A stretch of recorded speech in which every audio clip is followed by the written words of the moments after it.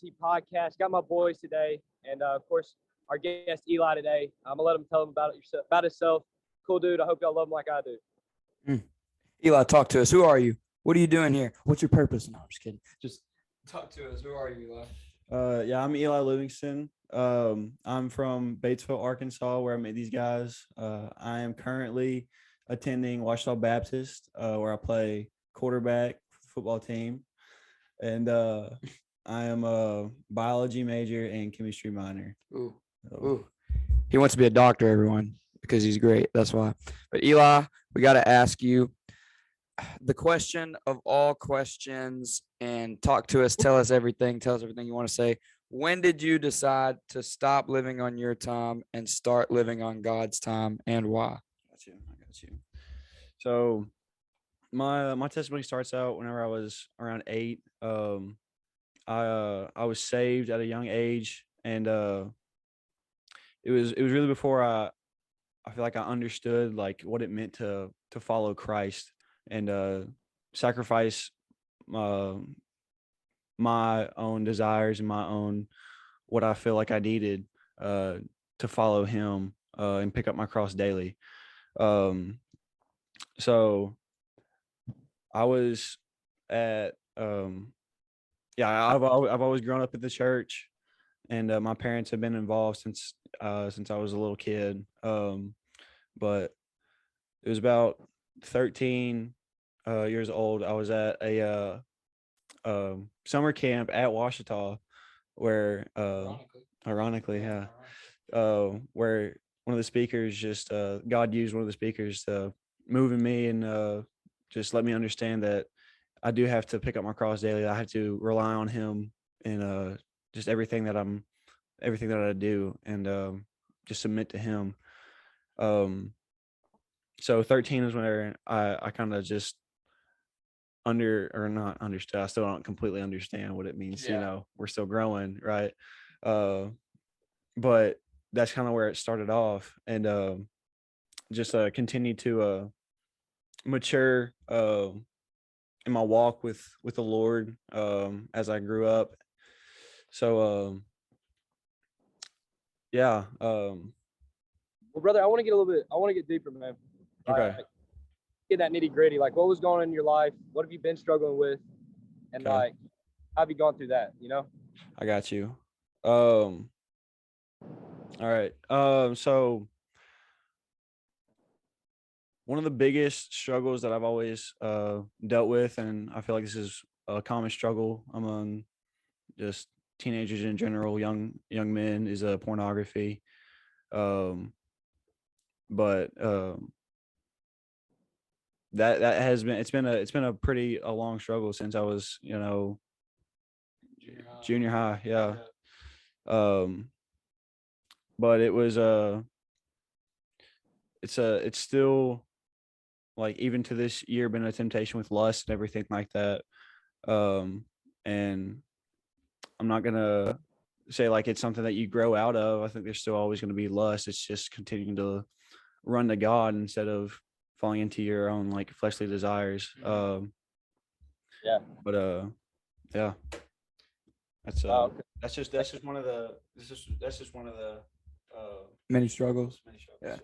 Well, dude, I'll tell you, and Hudson, I don't know if we've told you about this, but at FCA camp, we had like a locker room talk kind of thing. And, you weren't a huddle leader, but again, we'll keep talking about it to make you jealous. So you'll be forced to do it next year. But we had a locker room talk at FCA camp, and there was kind of this ongoing joke after that at camp, because there's a verse in the Bible. Do you know what verse it is? Talking about fleeing. I was in like 1 Corinthians or something. I don't know. But there's a verse in 1 Corinthians, and it's talking about sexual sin. And it's the only, and now I don't want to quote this and say wrong, but I know it is one of, if not the only sin in the Bible that it says to completely flee from. It says just to go away. And that's something we've actually been working on, like even like the huddle leaders, like if we lust or if we have trouble with, if someone has trouble with pornography or with, something that's, tough like that you can't do on your own or you can't handle on your own, we've made like a group message where we can like talk to each other and we can, tell each other like, hey, dude, I'm struggling with this. And it's not just like, to porn or whatever. It's like, whatever you may be struggling with, whether that's alcohol or something else like that. And so that's been something that's been really good for us. But, Eli, kind of talk about finding, like, I guess how college can be a little lonely sometimes, and how you've, tried to find more people, and kind of like how that's been like the struggles, and how you've gotten better with like, finding community and stuff like that. Of course. So We said that, Eli. I like what you're saying about, like, it's not one of those things you just kind of get rid of, but it's one of those things you learn how to deal with better. You know what I'm saying? oh yeah. And it's and like what you said, Caleb, when you're like having to flee from that, man, it's immediately you have to do it, because the longer you let it linger, the more it's gonna like eat at you, right? That's facts, dude. Of course. It's definitely as soon as it starts hitting you to like call on somebody. That's why we need our brothers, Oh yeah.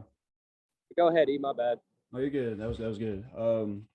So it was actually around this time last year when I moved to college. We report a month early for football. So just kind of getting settled in and meeting some my guys that are at Ouachita right now. But just that moving from my home and like my home church, just my parents, just all my support, to something completely new. It was a difficult thing just to like get used to, and I don't know if I ever really got used to it to where I got, like, no, I don't know what I'm trying to, like, adapted to it. Yeah, even still. Yeah, like for me too. I mean, yeah, even still. So for those of you who don't know, college sports, it's a job. It takes a lot, and then trying to do academics on top of that. So Want to be a doctor? I mean, that's the goal. But just trying to balance all of that at the same time, it takes all of your energy. So whenever you're not grounded in Christ, and whenever you're not truly living for Him, you don't have that church fellowship, you don't have that community around you, don't have accountability. It's very easy to, let temptation stick around, not fleeing from temptation, entertain those thoughts, entertain whatever, go and do those things that you're not supposed to do. It's so much easier whenever you're just caught up in things, whatever it might be. It doesn't even have to be a bad thing, like school is not a bad thing, sports are not bad things, but whenever you just let them like come over church. Yeah. So like it was an idol, really, just because I definitely put that before my relationship with God, and it definitely I struggled in my walk with Christ this last year, just not truly picking up the cross daily, and just like living for Him, dying to myself, but so yeah, it just got really, really tough. I felt, with lust, there was always pride. It was, being a college athlete, just being a quarterback. Come on, you can say it. Being a quarterback, it doesn't just have to be quarterback. It's any like college sport. Just like you have that pride. When you come home and competitive, right, and you wear your gear and you're like, hey, look at me. No, but even just like the fleshly desires. So I struggled with many things at college, one being alcohol. It's so easy to fall into those things whenever you don't have that support and fellowship around you. You kind of got in the wrong crowd, and because I will tell you, how can you hear us? Yeah, I hear you. They're telling me I gotta go. Oh, you do? It's okay. Yeah. Me and Eli can finish up. But that's right. Hey, but say one thing, bro. You were saying you stand for nothing, fall for everything, bro. And when you're not strong in your walk, you're gonna fall every time, man. I'm doing this man right here. He's passionate, man. So is my boy Caleb. I'm gonna let them take over. I love all y'all. Peace. All right. See you, brother. See you guys. See ya. But what I was gonna say, really with Eli, I wanted to talk to Hudson, but he's got to leave now. It's okay. I'm gonna kind of go off script for a second. If y'all don't know, Hudson, he has been trying to get on for so long, but he has like training and he has like a specific schedule he's got to stay on and stuff. And he does like sometimes he can get away, and he can get on his phone and stuff like that. But then other times, like they'll be like, "Hey, you got to go." And one thing they told us at FCA camp is that if the devil won't make you bad, he'll make you busy. And I think that that's absolute. Like Hudson has tried so many times to get on here and to do this, but it's like something always comes up, and that's not his fault at all. And that's been, something that's happened for me too. So when he gets back, it'll be a lot easier. But kind of I want to go like what I was going to ask him, but he's obviously not here now. When he was a freshman in college at Arkansas State, he kind of struggled with alcohol and with a few different things. I know he wouldn't care me talking about that because he's talked about it a million times, but he told me that the biggest thing that helped him was the community that he found. And I'm not saying myself at all, but we became very close, last year, second semester of our first year in college. And dude, it was like a miracle being around the right people. So I guess I want to ask you, you don't have to like give specific names or anything, but like, what was it like, kind of being in college and hanging around the wrong crowd, and kind of how it affected you and your decisions and all that? Like what is it like when you're around the wrong crowd, and what are the benefits of being around like the right kind of people? Got you. And it can be difficult whenever you like wrong crowd. It's just people who aren't like-minded in Christ. And it may not necessarily be like the wrong crowd. They may like be amazing people. It's just like not Christ might not be like number one in their lives. And so it's difficult being around them.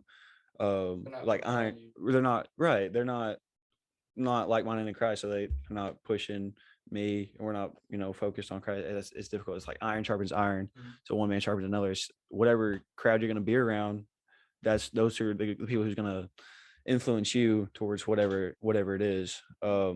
So just being around guys who also struggle with the same thing that I've been struggling with. It's just it's so much easier to fall. I'm not gonna say peer pressure, but like maybe an excuse like my friends are doing this, I'll just go ahead and do it with them. Yeah, sure.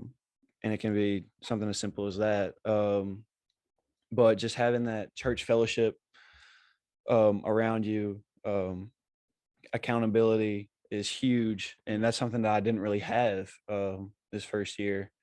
Like no one to just call you up. Like no one to just no one to just call you up and be like, "Hey Eli, you've been struggling. Hey, you good?" Like, yeah. I mean, that's so important, dude. Oh, it's very important. So it's just like those church fellowship. I didn't really get connected to a church at college. I didn't have those group of people that would point me in the right direction, which was Jesus. It was very difficult. So I guess I would put my relationship with Christ on the back burner, and that's whenever things started going downhill. Just depression and falling in temptation and just a bunch of different things. So it was just not good. Yeah. And I will say too, I think it's kind of cool. I just realized this. You and I both go to Christian schools. Oh yeah. Like you go to Ouachita and I go to Williams. He plays football at Ouachita. I play basketball at Williams. And it's really crazy how people think just because you go to a Christian school, that means that everything's dandy and perfect and everyone is super Christians. And that's not true, like at all. I'm not going to say, I don't know if there's really like parties at Williams, because if anyone from Williams ever was listening to this, they'd be like, "Oh, there is." like I don't know. But no, I don't think there really is. And there may not even be on campus at Ouachita, but there is other places. And there's definitely people that it's like, if you want to find bad things to do, I guess. I don't want to say bad things like smoking, drinking, what sexual sin, whatever the case is, you can find it. Like it's not like hidden from you. Like you can, there's places close to Walnut Ridge, there's places close to Arkadelphia, I think, isn't it? Or is it in the middle of nowhere? No, it's got Hot Springs. Yeah, I mean, I'm saying like you can find clubs to go to, you can find places to sneak to, you can find places to buy from, like you can find all these things, and I think that's why being in your relationship with God daily is so important, and that's something I've decided to really make a priority, is trying to get into my word once a day. I'm on like a Bible reading plan. I'm trying to read the whole Bible while I'm way behind. I'm in like Numbers or something. Yeah. But also talk about that. Talk about like, how important it is to actually spend time with Jesus, like yourself, getting in your word and having that kind of like rooted on your heart. And also random question, not question, but I want you to talk about this. Talk about your favorite moments from FCA camp. Okay. Yeah. So sure.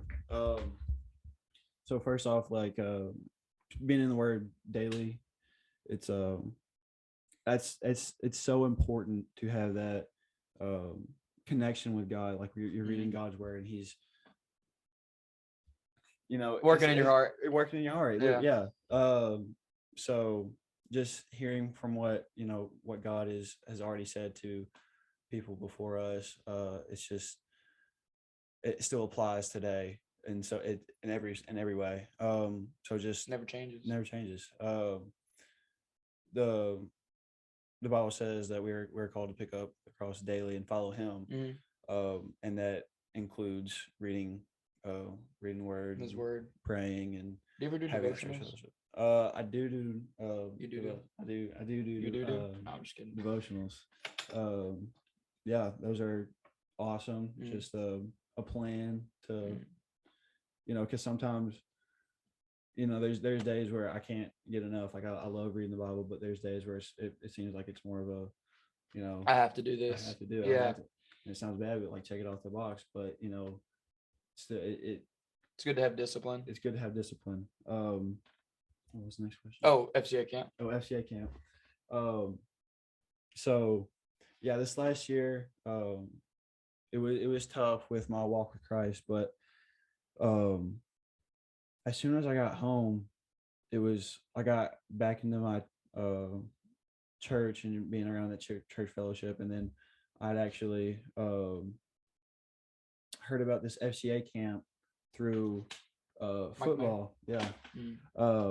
We had an FCA retreat for football, and Micah May mentioned something about helping for this FCA camp, and I was really interested in it. So it was July 3rd through 12th. June. June 3rd through 12th. But coming into it, I really felt like, God, I'm not in the right place to lead some junior high and senior high kids. I'm not, I've slipped up many times. I'm a very imperfect person. But coming into that, I don't remember what it was, but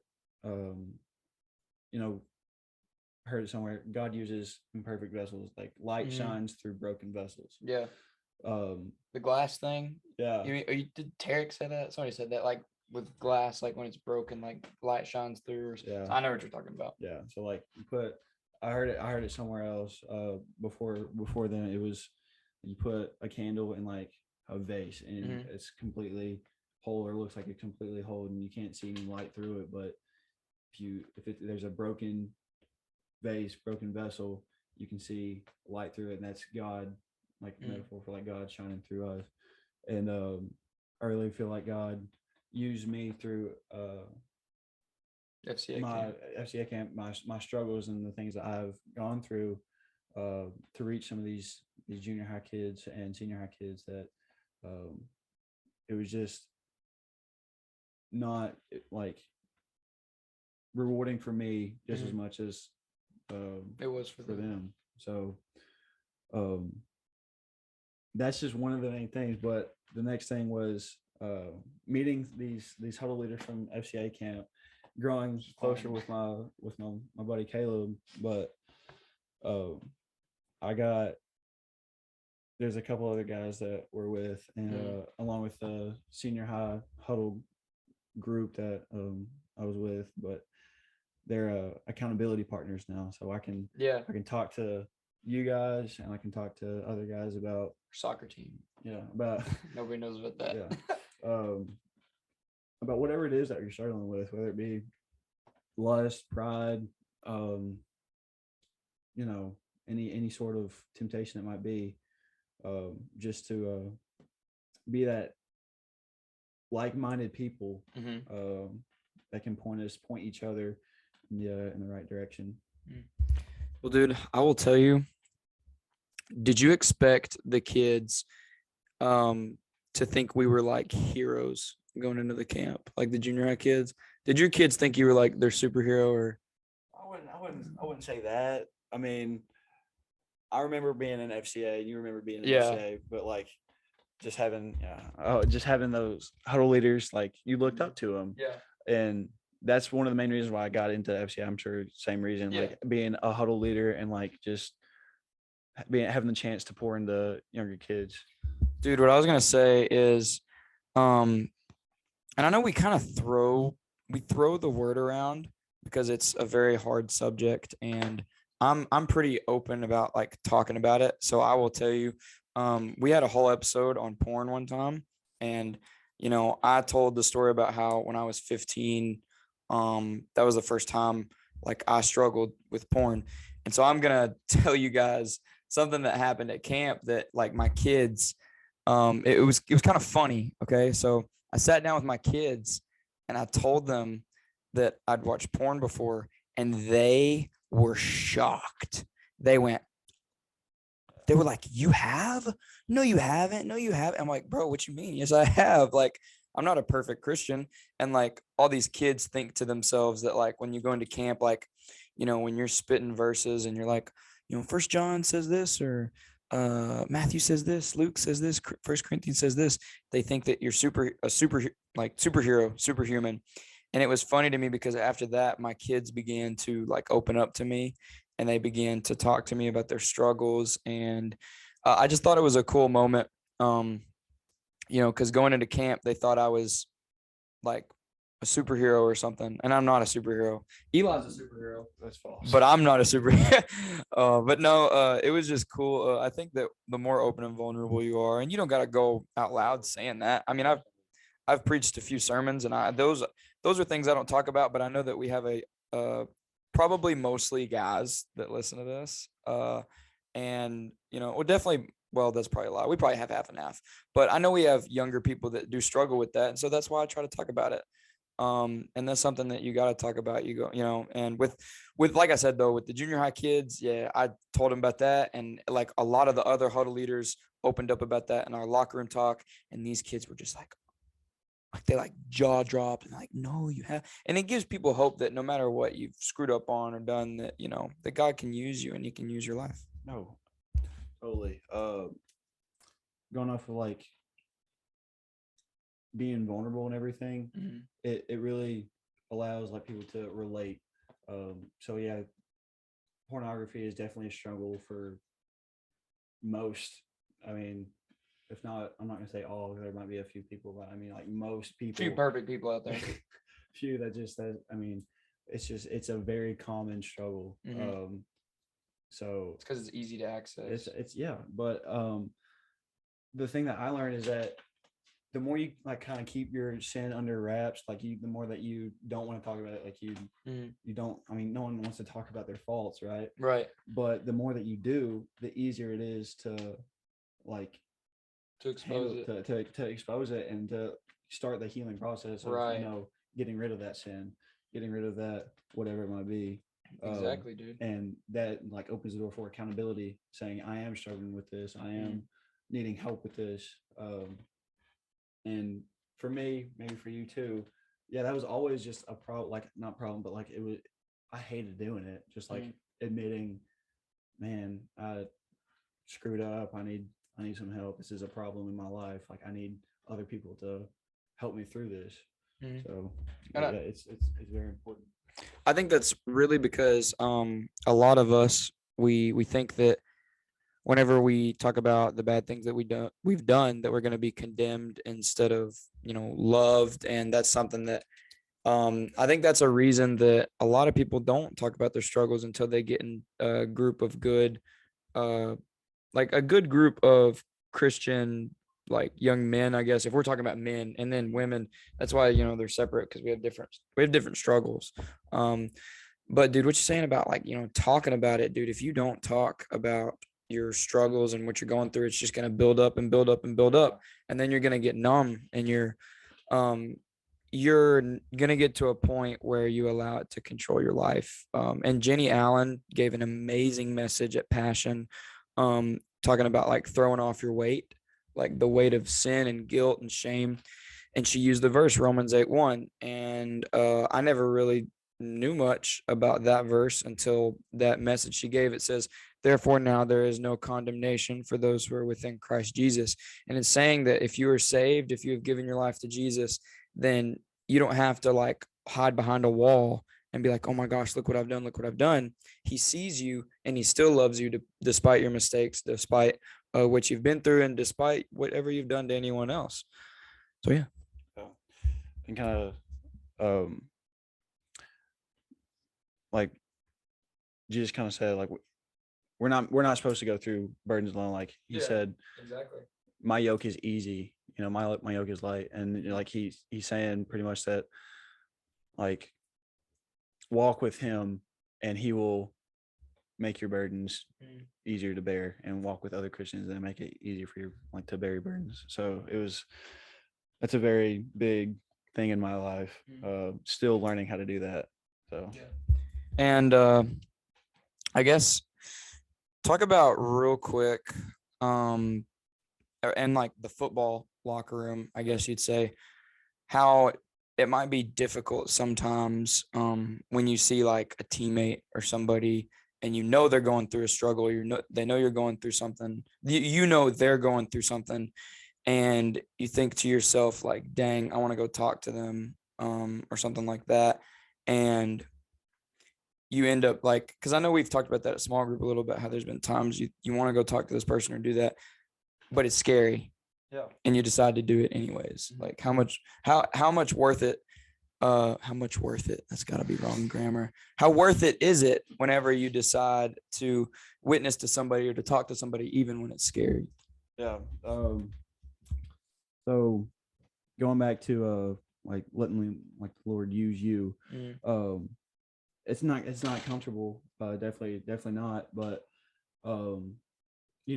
just you going up and talking to someone, that could just be the one little thing that they needed, that you didn't even know, but Lord's been working in their heart maybe, and just you talking to them can help them out and do like wonders for them, even if you didn't know it. So get uncomfortable with, it's difficult to go and talk to people about like what they've been going through, if they've been going through anything, ask them like to pray for people. How can you pray for them? But that's a big one. It's a big one. So it's not, and I'm saying like, it's not about us. It's all about Jesus, right? So whenever you pick up your cross daily and die to yourself daily, you have that Christ mindset that you can go and talk to people, and even if you get shot down, if they reject you, it's maybe you still just like that action of going and planting that seed, that even if you tried to talk to them, that could still be something. Well, Eli, I will tell you, it's been fun. Wait, what's I say? It's been real, and it's been fun, but it has been really fun, actually. It's been really fun. You got any last advice to give anybody that's listening that, maybe an athlete or may just be struggling in general? Okay. Find accountability and find church fellowship, because no matter how much you think you may be able to do it by yourself, you're not. It's just it's gonna keep going. It's gonna keep happening, whatever it might be, whatever sin you're dealing with. Find people to help bear your burdens and find people to pour into you, that can point you to Christ. Love it. Well, all right. Thank you guys for listening. And Eli, thank you for coming on and giving your testimony and talking about what you've been through and what the Lord's doing in your life. So we will see you guys next Wednesday. Goodbye. Good. Yes.